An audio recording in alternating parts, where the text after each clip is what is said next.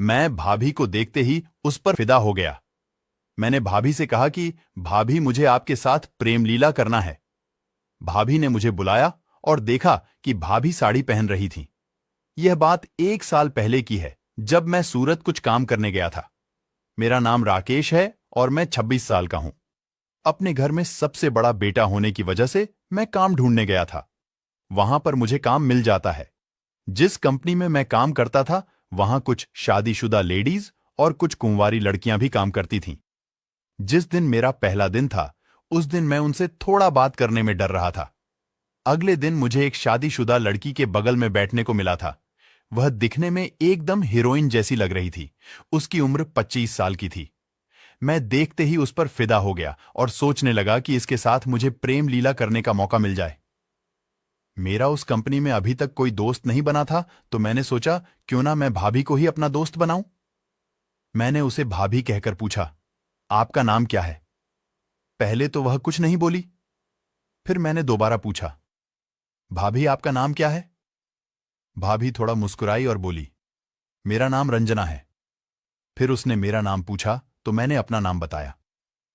मैं उसे उसके नाम से बुलाने लगा। उस दिन तो ज्यादा बात नहीं हुई, लेकिन एक दूसरे के व्यवहार को समझ चुके थे। रंजना भाभी किसी भी बात का बुरा नहीं मानती थीं। करीब 5 से 6 दिन बीत जाने के बाद मैं रंजना को उसके नाम से बुलाकर बात करने लगा। रंजना ने कहा कि राकेश, तुम मुझे भाभी कहकर बुलाया करो, क्योंकि मेरे पास कोई देवर नहीं है। इसलिए मैं चाहती हूं कि मुझे भी कोई भाभी कहकर बुलाए। हालांकि मैं रंजना से 1 साल बड़ा था, लेकिन फिर भी मैं उस दिन से भाभी कहने लगा। मैं रंजना भाभी से मजाक मजाक में कहा कि भाभी, देवर का भी थोड़ा ध्यान रखना पड़ता है। शादी तक उसकी जरूरतों को पूरा करना पड़ता है। भाभी ने कहा कि राजू, कहना क्या चाहते हो? मुझे ऐसा लग रहा था कि भाभी सब कुछ समझ रही थी कि मैं क्या कहना चाहता हूं। फिर मुझे लगा कि भाभी को बुरा न लग जाए, इसीलिए मैंने यह बात यहीं पर खत्म कर दिया। एक दिन मैं और रंजना भाभी काम कर रहे थे। तभी मैंने भाभी से कहा, भाभी, मैं एक बात पूछूं? भाभी ने कहा कि हाँ राकेश, पूछो, क्या बात है? मैंने कहा, भाभी, आपकी शादी को कितने साल हो गए हैं? उन्होंने आज अचानक से ये सब पूछने लगे। मैंने कहा कि अरे भाभी, बस मन में ख्याल आया तो पूछ लिया। भाभी ने बताया कि राकेश, मेरी शादी को अभी सिर्फ 1 साल ही हुए हैं और मेरा रूम यहीं पास में है। मैंने कहा, भाभी, शादी के पहले वह सब किया है? भाभी ने कहा, नहीं राकेश, तुम्हारे जैसा कोई मिला ही नहीं। भाभी ने मुझसे पूछा कि क्या तुमने अभी तक वह सब किया है? मैंने कहा कि नहीं भाभी, मैंने आज तक वह सब नहीं किया है, क्योंकि मेरे पास कोई गर्लफ्रेंड नहीं है। नहीं तो उसके साथ ही प्रेम लीला कर लेता। मैंने भाभी से कहा कि भाभी, अगर आपकी नजर में कोई लड़की हो तो बताओ। भाभी कहती हैं कि राकेश, चाहो तो तुम मेरे साथ प्रेम लीला कर सकते हो। मैंने कहा, भाभी, आपके साथ क्यों? मैं अच्छी नहीं हूं। मैंने कहा, नहीं भाभी, आप बहुत ही अच्छी हो। फिर भाभी ने अपना कांटेक्ट नंबर दिया। हालांकि मैं अपना सारा टाइम उन्हीं के साथ बिताता था, फिर भी मैंने नंबर ले लिया और दोनों लोग रात को भी बातें करने लगे। कुछ दिन बाद मैंने भाभी से कहा कि भाभी, आज मेरा मन बहुत ज्यादा हो रहा है, मुझे तुम्हारे साथ प्रेम लीला करनी है। भाभी तुरंत राजी हो गई। मैंने भाभी से कहा, भाभी, किसी होटल में चलेंगे? तो भाभी कहने लगी कि उसकी क्या जरूरत, तुम मेरे रूम में आ जाना।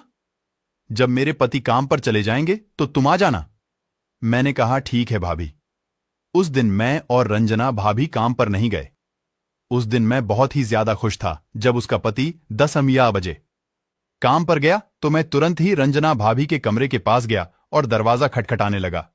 भाभी ने कहा, अरे राकेश, दरवाजा खुला है, अंदर आ जाओ। मैं जैसे ही अंदर गया तो देखा कि भाभी साड़ी पहन रही थी। साड़ी पहनते समय भाभी बहुत ही ज्यादा खूबसूरत लग रही थी।